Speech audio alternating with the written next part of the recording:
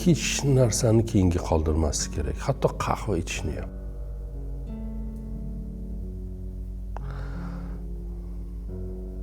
Hayol surishni, derazadan qarashni, qo'shniga salom berishni, farzandni erkalashni, biriga yaxshi gap gapirishni, o'zingiz uchun maza qilib bir choy damlashni, bir varaq kitob o'qishni, 10 yildan beri ajratmayotganingiz vaqtni ajratishni. Ya'ni keyinga qoldirish kerak emas. Bugun yashiradigan narsalar bor.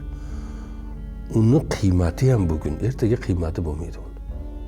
Masalan, bir finjon qahvani deraza yonida o'tirib yoki bilmadim, kim dengiz bor joyda yashayotgan bo'lsa, sohilda o'tirib, kim o'rmon bor joyda yashayotgan bo'lsa, o'rmonni bir nimasida o'tirib, kim bilmadim, qovun palagini oldida bo'lsa, o'sha yerda damlab, kapaga chiqib olib, qishloqqa tepadan qarab. Bugun iching, bugun qiling. Ertaga u ertani qahvasi.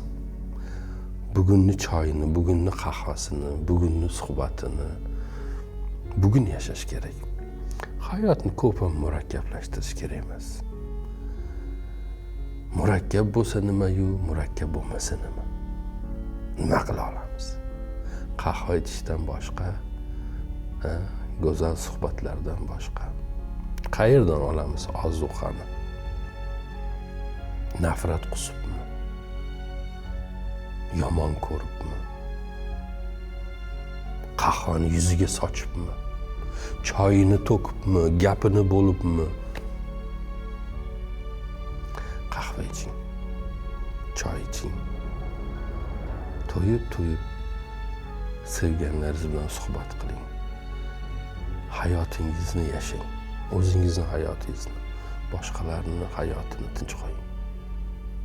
Ular ham sizni tinch qo'yadi shunda.